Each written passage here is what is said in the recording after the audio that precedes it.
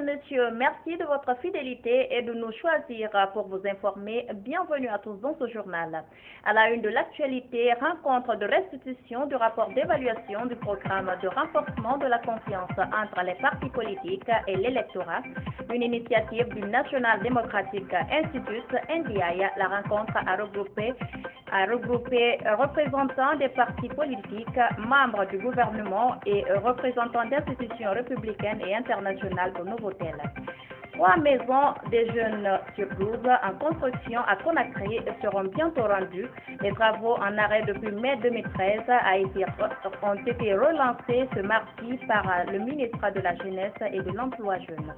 Et puis la 3e édition du Festival national Bulle d'encre, où le salon de caricature de bande dessinée a été lancé ce mardi au Centre culturel franco-guinéen. Il regroupe des caricaturistes et dessinateurs de presse de la Guinée, de la Côte d'Ivoire, de la RDC et de la France. Bienvenue à tous. National Democratic Institute NDI a ouvert ce mardi un séminaire national de restitution du rapport d'évaluation du programme de renforcement de la confiance des partis politiques et de l'électorat. Ce séminaire s'inscrit dans le cadre de l'évaluation du processus démocratique en Guinée et surtout de montrer le rôle qu'a joué le programme Recopel pendant la période électorale dans le pays. Salimatou Diallo. Le Recopel est un programme de renforcement de la confiance des partis politiques et de l'électorat qui avait joué, selon le NDI, un rôle important pendant la période électorale en Guinée. Le National Democratic Institute NDI, en collaboration avec le Recopel, a organisé ce séminaire en vue d'évaluer l'avancée démocratique en Guinée. Il a regroupé la direction du NDI, leaders des partis politiques, autorités du pays et institutions internationales. La place et le rôle qu'a joué le Recopel pendant le processus électoral est l'un des points mis en exergue. Le programme Recopel a été initié et mis en œuvre dans un contexte sociopolitique particulièrement difficile, où il fallait trouver des mécanismes de transparence afin de ramener la confiance au sein des acteurs politiques pour la relance du processus électoral. Le dialogue et la collaboration entre l'opposition et la mouvance présidentielle ont constitué le point fort du processus électoral dernier pour un scrutin apaisé. Le dialogue, c'est l'instrument le plus important pour trouver une solution aux problèmes qui s'opposent à nous. Professeur Alpha Condé qui a eu l'idée de convoquer vraiment ce dialogue qui nous a donné vraiment l'opportunité de nous acheminer vers les élections. On se regardait en chien de faïence. Opposition, mouvance. À partir des tristes événements que nous avons tous subis dans ce pays, chacun avait la haine dans le cœur.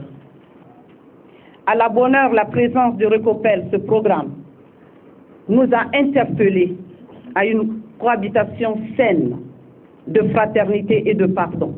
L'heure est au remerciement à l'endroit de toutes les institutions qui ont contribué à la consolidation de la paix et le renforcement du tissu social qui était presque fragilisé par les multiples violences dans le pays. NDI qui se fait le devoir de mettre sur un même plateau les acteurs principaux de la vie de la nation qui définissent leurs activités en faveur de leur peuple. Monsieur le ministre me charge de vous dire merci. Merci pour cet esprit de réconciliation. Merci pour cet esprit qui conduit à coudre le tissu social. Après le scrutin législatif, il faut signaler que d'autres scrutins sont attendus dans le pays. Il s'agit notamment des élections communales et communautaires. Je le disais dans les titres, les maisons des jeunes de Nongo, Kaporo et Taouya seront bientôt disponibles. Le ministre de la Jeunesse et de l'Emploi jeune, en visite de terrain sur ces chantiers, a annoncé la reprise des travaux ce mardi par l'entreprise Mining House. Les travaux seront exécutés dans un délai de 60 jours. Magnan Kondé nous en dit plus.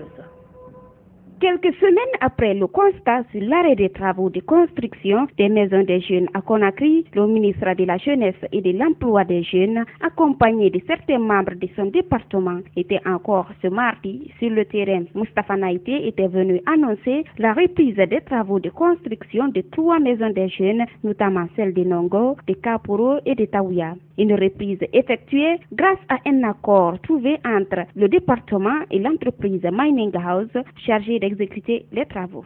Aujourd'hui, je suis heureux d'annoncer la reprise des travaux après un accord que nous avons eu avec la société qui, il faudrait le reconnaître ici, avait accepté le préfinancement de ces chantiers. Donc c'est une très bonne chose que nous ayons discuté avec cette entreprise, qu'elle ait accepté de reprendre les travaux et la livraison de ces chantiers, de certains de ces chantiers, au plus tard dans 60 jours. 12 maisons des jeunes sont en construction à Conakry et 2 à l'intérieur du pays. Le coût global de réalisation de ces maisons des jeunes était estimé en 2012 à 39 milliards de francs guinéens. Le préfinancement des travaux a été assuré par l'entreprise, ce qui avait permis le démarrage du projet en septembre 2012.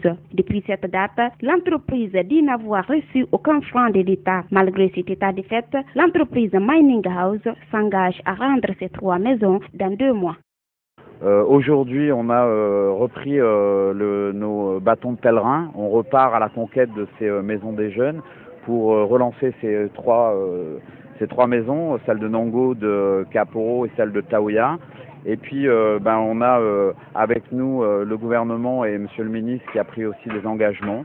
Donc, je pense qu'il y a tout est ouvert aujourd'hui, tout est réuni pour qu'on relance ces travaux. Le délai qui est imparti pour réaliser et rendre ces 3 maisons opérationnelles est un maximum de 60 jours. Ces maisons doivent répondre aux besoins des jeunes en matière de divertissement, de documentation et tant d'autres. Dans l'actualité également, le comité de pilotage de l'ITIE entendait l'initiative pour la transparence dans les industries extractives a tenu une réunion ce mardi dans la salle de conférence du ministère des Mines et de la Géologie. À l'ordre du jour, préparer la validation de la Guinée et discuter sur les mesures correctives non satisfaites afin que la Guinée soit prête à être validée à l'ITIE international. Reportage signé Abdurrahman Ba. Il était question au cours de cette réunion ordinaire des cadres du comité de pilotage de l'ITIE, l'initiative pour la transparence dans les industries extractives, de travailler sur la préparation de la Guinée et discuter des insuffisances en vue de permettre au pays d'être validé dans l'ITIE international. Nous avons eu à aborder 2 points fondamentaux. C'est la préparation de la validation surtout. Et à ce niveau, nous avons eu à examiner les mesures correctives qui n'avaient pas été satisfaites dans le passé pour que nous puissions prendre toutes les dispositions utiles et que, n'est-ce pas, l'ITIE Guinée soit prête pour la validation à la date du 26 avril 2014. Dans le cadre de l'atteinte de cet objectif, le comité de pilotage de l'ITIE entend mettre en place 3 commissions spécialisées. Elles seront composées des cadres de la société civile, des sociétés minières et du gouvernement. Leur mission est d'élaborer un plan de travail conforme aux nouvelles exigences de l'ITIE international. Nous avons constitué 3 groupes de travail. Un groupe de travail qui va examiner le plan de travail et budget annuel 2014 pour mettre tout ça à jour. Il y a l'aspect communication et renforcement des capacités que nous sommes en train de faire et nous avons dit que nous avons actuellement une caravane de dissémination à l'intérieur du pays. Dans un délai de 2 mois, la Guinée pourrait être validée à l'ITIE international et cela devra contribuer à l'amélioration de la gouvernance dans le secteur minier en Guinée. C'est pour améliorer la gouvernance dans le secteur minier. Donc ça va être un plus, et ça va être un bon label pour indiquer que franchement nous utilisons rationnellement et dans le cadre du développement durable et de la réduction de la pauvreté, et que nous utilisons nos ressources pour que le citoyen guinéen soit dans les meilleures conditions de vie. Le comité de pilotage de l'ITIE Guinée entend travailler en un temps record, ce pour permettre au pays d'être définitivement dans l'ITIE international. Rendre ces services nationaux performants, c'est le cheval de bataille du haut commandement de la gendarmerie. Et justement, une formation de 14 enquêteurs en analyse criminelle a été lancée hier à l'École nationale de la gendarmerie de Sonfonia. Objectif, apprendre à ces agents enquêteurs de nouvelles techniques d'investigation criminelle. Lansana Traoré. Faire la lumière dans la gestion des cas de crimes les plus complexes, C'est l'objectif de ce stage de formation en analyse criminelle. 14 enquêteurs de la gendarmerie nationale, dont 12 de la brigade de recherche, 1 de la direction d'investigation judiciaire et un formateur de l'école nationale de la gendarmerie suivent cette formation. Les stagiaires doivent apprendre 4 méthodes d'analyse en enquête criminelle, à savoir analyse de cas, analyse comparative de cas, analyse de groupe d'auteurs et analyse mixte. L'analyse criminelle consiste en la recherche et en la mise en évidence méthodique de relations entre des données criminelles ou contextuelles à des fins de pratique judiciaire. Principalement, elle a pour objectif élaborer des hypothèses, reconstituer le déroulement des infractions, déterminer si elles ont été commises par le même auteur, comprendre le fonctionnement des réseaux des malfaiteurs, étudier l'ampleur et les caractéristiques des activités criminelles. Vu la diversification des modes d'action du phénomène de criminalité de nos jours, ce stage est, dit-on, plus qu'une nécessité. Le lieutenant Nicolas Michel Savoya est expert français. Cette criminalité nécessite par la gendarmerie qu'elle s'adapte par le biais de nouveaux outils liés aux nouvelles technologies de la communication et de l'information.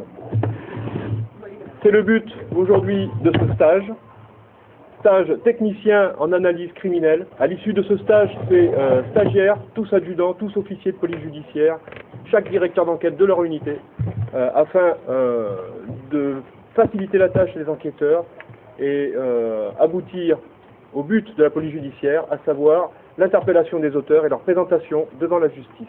Quant au haut commandant de la gendarmerie nationale, général Ibrahima Baldé, a mis un accent particulier sur les normes auxquelles les stagiaires doivent répondre pour être certifiés après le stage. Mais je vous garantis qu'à la sortie de ce stage, ceux-là qui ne répondront pas aux normes prédéfinies par les experts avant le départ ne seront pas certifiés. Par la même occasion, je recommande personnellement à l'instructeur des sciences juridiques qui vient dans ce stage pour apprendre au même titre que les officiers de police judiciaire qu'ils s'investissent, qu'ils se défoncent, qu'ils se donnent pour qu'après le départ de ces formateurs de la coopération française, ils soient en mesure désormais de donner la même formation aux autres officiers de police judiciaire qui en auront besoin. Ainsi, dans le souci de répondre aux nouvelles exigences de l'enquête criminelle, ce stage est une étape importante pour la gendarmerie nationale. Au lieu de 6, les candidats au baccalauréat session 2014 seront évalués dans cette matière. 2 autres matières sont désormais prises en compte, notamment les mathématiques pour les sciences sociales et la philosophie pour les sciences exactes.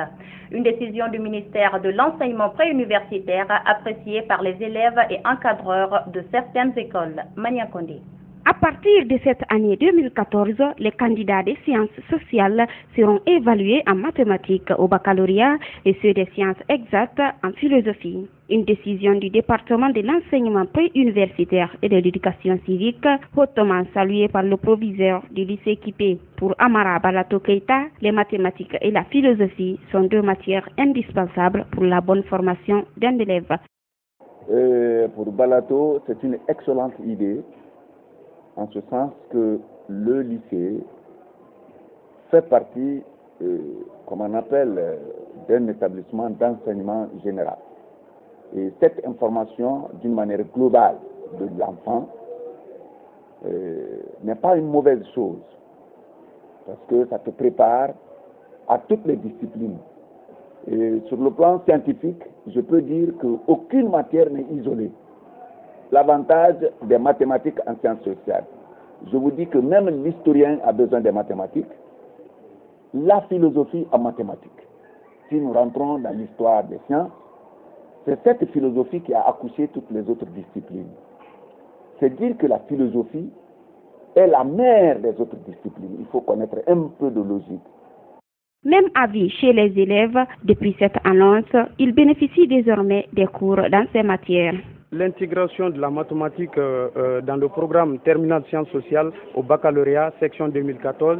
Et je crois que moi, je l'ai apprécié. Nous avions des difficultés, mais la plupart de ces difficultés alors revient à nous candidats. Une fois à l'heure de la mathématique, les candidats s'enfuient à bon nombre pour aller à la maison. Et quand le professeur vient, bon, des fois, il n'a pas le courage de continuer avec ces peu d'élèves. Il faut dire que depuis l'instauration du bac unique dans le système éducatif guinéen en 2007, les élèves sont évalués seulement dans leur matière de spécialité. Autre facette de l'actualité, Baïlaou Haïdara, Miss Diakanké de France 2013, a lancé ce mardi une activité d'assainissement de 4 jours à l'hôpital national Donka. Objectif, débarrasser le centre hospitalo-universitaire de Donka de saleté afin de créer un cadre de vie meilleur dans ce centre hospitalier du pays. Lansana Traoré nous fait le point.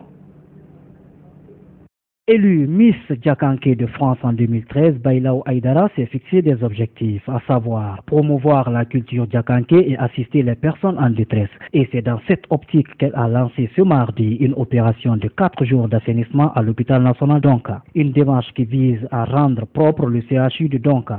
Ça me tenait aussi à cœur de faire un assainissement de l'hôpital. L'hôpital Donka, c'est un des plus grands hôpitaux de Conakry. J'ai vu que voilà, l'hôpital avait besoin d'aide.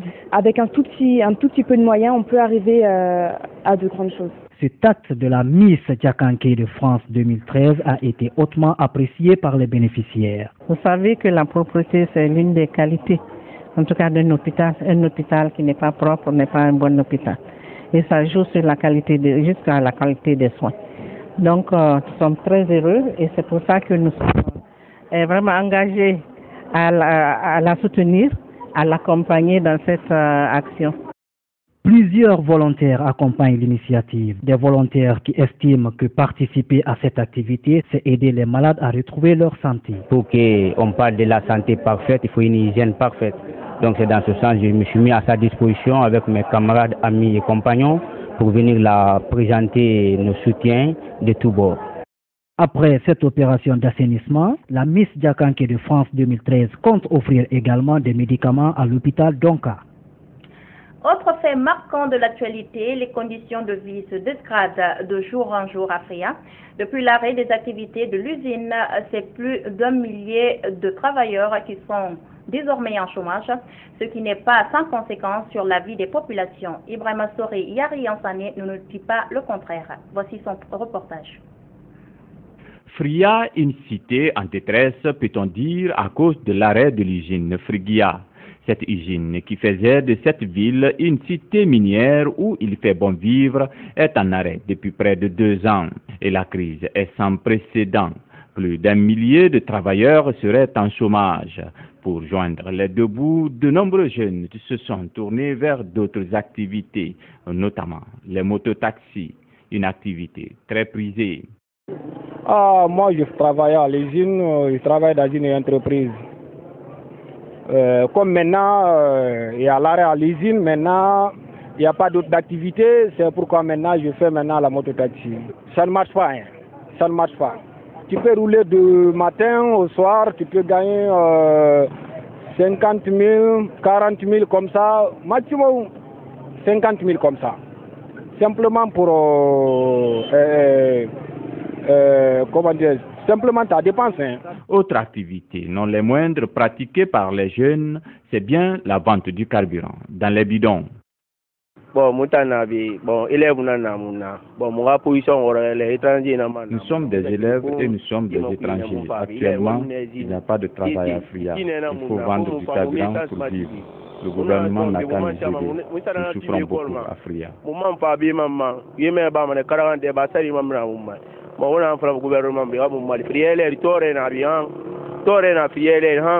C'est donc le quotidien pour survivre à Fria. Donc ils n'ont qu'à venir au secours aux travailleurs pour que l'usine la démarre. Et les travailleurs, les enfants, les pères de famille, tout le monde souffre. Ils n'ont qu'à venir au secours pour que l'usine là maintenant marche. On a tellement de promesses qui ne sont jamais réalisées. Donc, mais on n'a rien. On n'a rien à Fria, on souffre. Il n'y a rien, rien ne marche. Rien ne marche. Les femmes, le matin quand tu viens à 6 h du matin, ils sont là, ils ne vendent que la glace. L'hôpital préfectoral n'est pas en reste dans cette situation de précarité. Pas d'ambulance, c'est cette moto qui sert désormais d'ambulance. Et les recettes mensuelles de l'hôpital sont en baisse. Bon, ça ne marche pas bien, parce qu'avant on faisait une recette au moins de 60 millions par mois, mais aujourd'hui, difficilement on arrive à avoir 40 millions. C'est-à-dire que ça ne marche pas. Mais les gens ne payent pas, il y a trop de gratuité. On a mis, un programme qui vient quand le malade, comme on a les médicaments présentement, quand le malade vient, il ne peut pas payer, on le soigne avec un titre de créance. J'ai tout un titre de créance ici, ils ne sont pas recouvrés. Donc on ne peut pas les abandonner, dire que parce qu'ils n'ont pas d'argent, on ne peut pas les traiter. Non. On les traite avec un titre de créance.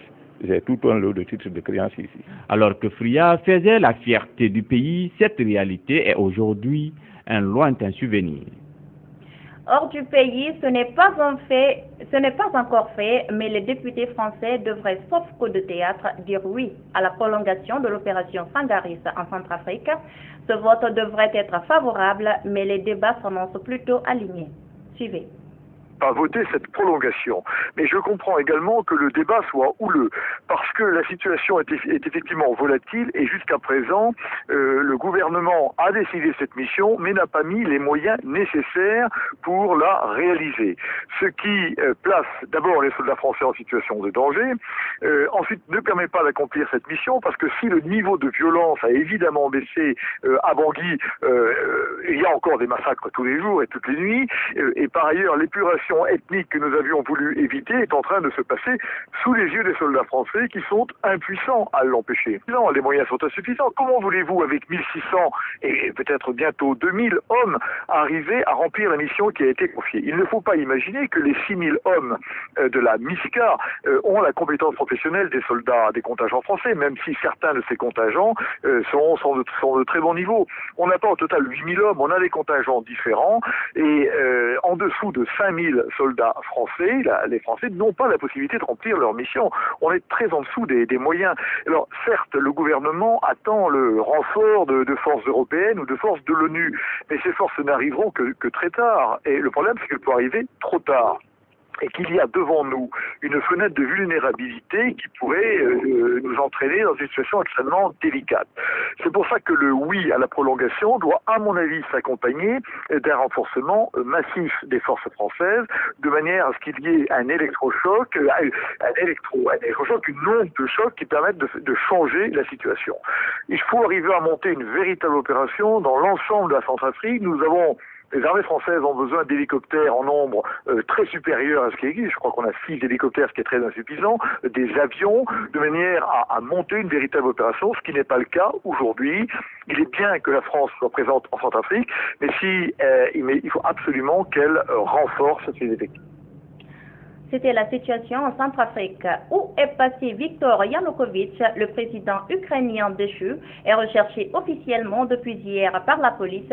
Un mandat d'arrêt a été lancé contre lui pour meurtre de masse. L'homme reste pour le moment introuvable. De nombreuses preuves et documents compromettants ont été retrouvés, notamment dans ses résidences. Suivez. C'est l'une des plus petites maisons de l'immense propriété de Viktor Yanukovych. Alors qu'à l'extérieur, des curieux parcourent la résidence stupéfaits, à l'intérieur de cette maison, une équipe de bénévoles travaille jour et nuit pour sauver des milliers de documents trouvés au fond d'un lac voisin. La plupart concernent des opérations financières. Il n'y a pas tant de documents que ça qui ont été brûlés parce qu'on pense qu'ils n'ont pas eu le temps de tout brûler. C'est pourquoi ils ont tout jeté à l'eau et on suppose que les accords les plus importants entre différentes entreprises ont été brûlés. Les documents sont éparpillés autour de la maison. Pour le moment, la priorité n'est pas de les analyser, mais de les préserver physiquement. Ici, nous mettons de côté tous les dossiers déjà analysés. On essaie de les sauver, c'est pourquoi avec chaque feuille mouillée, nous la recouvrons avec 2 autres. Les bénévoles affirment que des preuves d'actes répréhensibles apparaissent sur ces pages, y compris des preuves d'argent versé à des services de sécurité. Ces documents montrent qu'ils ont été payés par le président et ses entreprises en liquide. Les papiers révèlent les sommes astronomiques que le président a dépensées, mais aussi des indices faisant référence à du blanchiment d'argent. Même les professionnels de lutte contre la corruption ont du mal à croire ce qu'ils ont trouvé. Toutes les rumeurs, toutes les hypothèses à propos de Yanukovych, l'ampleur de sa corruption sont en train d'être prouvées. Beaucoup de militants de Maïdan pensent que la mort est un moyen très facile pour lui de s'en aller. Il devrait prendre toute la souffrance du peuple pour lui. En Ukraine, le salaire moyen mensuel. Direction à présent l'Italie, Matteo Renzi a obtenu cette nuit la confiance du Sénat, 169 voix contre 139. Aujourd'hui, c'est au tour de la Chambre des députés de se prononcer. Le Parti démocrate du président du Conseil dispose cette fois d'une large majorité. Suivez. Premier test réussi pour Matteo Renzi. Sénateur favorable, 169. Sénateur contre, 139. Le Sénat approuve. Le nouveau président du Conseil a obtenu la confiance du Sénat. Peu avant le vote, Matteo Renzi s'est exprimé près d'une heure. Dans un discours pro-européen, l'Italie assurera la présidence de l'Union à partir du 1er juillet. L'ancien maire de Florence a présenté des réformes ambitieuses sans toutefois entrer dans le détail. Nous devons prendre des décisions concernant le travail, la fiscalité, l'administration publique et la justice. Nous devrons aussi accorder de l'importance à l'éducation, mais nous devons commencer par les réformes constitutionnelles, institutionnelles et électorales. Des réformes sur lesquelles nous nous sommes déjà mis d'accord, un accord qui va au-delà de la majorité qui soutient ce gouvernement. Comme son prédécesseur Enrico Letta, pour mener à bien son programme, il devra s'appuyer sur une coalition hétéroclite gauche-droite, composée de son parti, le Parti démocrate, du nouveau centre-droit d'Angelino Alfano, ex-allié de Silvio Berlusconi, et du parti centriste Celta Civica. Mais le discours de Matteo Renzi n'a pas convaincu tous les sénateurs. Ce que je retiens, c'est qu'il ne fait pas référence aux moyens financiers qu'il va utiliser pour tous ses beaux rêves. Prochaine étape pour l'ancien maire de Florence, le vote de confiance des députés ce mardi. Un vote qui devrait être une formalité. Le Parti démocrate y dispose d'une forte majorité. Les Indiens du Canada s'inquiètent de leur avenir. Ce sont les descendants des premiers peuples d'Amérique du Nord. Ils représentent 4% de la population canadienne, mais ils se considèrent souvent comme des citoyens de seconde zone. Et pour sensibiliser l'opinion à leur quotidien, ils sont marchés tout simplement sur Ottawa. Suivez. La conclusion d'un périple qui a duré 49 jours entre le nord de l'Ontario et la capitale, une marche pour certains de 1700 km.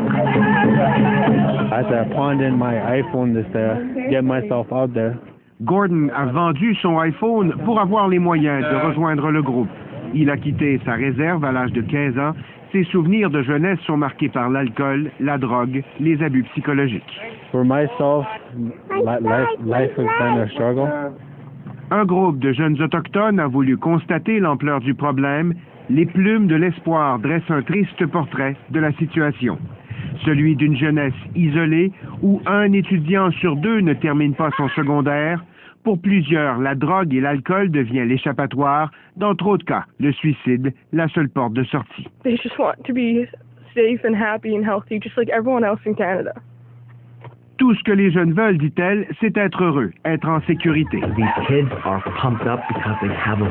Après avoir écouté les témoignages de quelques 160 jeunes dans 64 communautés de l'Ontario, le groupe propose un plan de 5 ans pour endiguer la crise.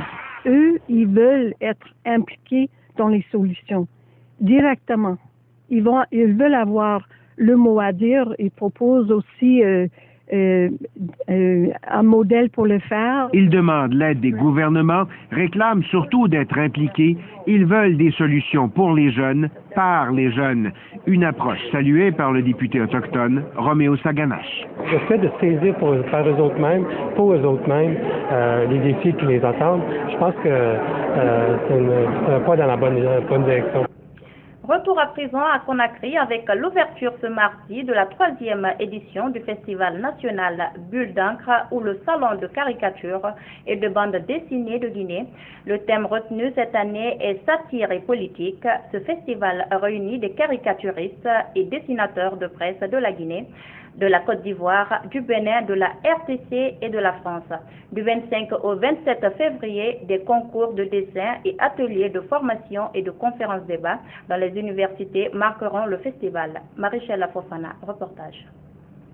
Croquer le public en direct, des bandes dessinées et journaux de caricature exposés, c'est parti pour la 3e édition du Festival national Bulle d'encre ou le salon de caricature et de bande dessinée de Guinée. Initié par l'Association guinéenne des journalistes dessinateurs de presse, ce festival a pour objectif de faire mieux connaître la caricature au public guinéen, de valoriser et mettre au grand jour les talents cachés. C'est la formation que nous créons, donc on veut pas, il y a moins de tapage et moins de théorie que de pratique. Nous on fait la promotion de la compétence. On veut valoriser les talents. Dieu seul sait que la Guinée en possède. Le thème retenu cette année est satire et politique, ou la caricature moyen essentiel d'expression de la démocratie. Une chose qui, selon les partenaires du festival, est en conformité avec le rôle de la caricature et qui contribue à la liberté d'expression. La liberté de la presse, c'était une question de gouvernance à part entière. Et que tout ce qui a été fait depuis de nombreuses années ici dans le pays doit être consolidé par plus de professionnalisme. Le professionnalisme, c'est aussi une garantie de l'indépendance. Le festival Bulle d'encre revêt un caractère international avec la participation de caricaturistes venus de la Côte d'Ivoire, du Bénin, de la République démocratique du Congo et de la France. Depuis la première édition, je suis toujours présent. Donc c'est tout naturellement que quand j'ai été invité à la 3e édition, j'ai couru tout simplement pour venir. Parce que c'est toujours un plaisir de se retrouver en Guinée et de partager mon expérience avec les autres. Des concours de dessin, ateliers de formation et conférences débats dans les universités vont meubler ce festival Bulle d'encre 2014 qui prendra fin le 27 février prochain. Reportage signé Marichelle Fofana. Voilà, c'est ainsi que prend fin cette édition d'information. Merci pour votre aimable attention et restez connectés sur notre site web, le www.groupeevasionguinée.info. Je vous souhaite une excellente soirée à tous.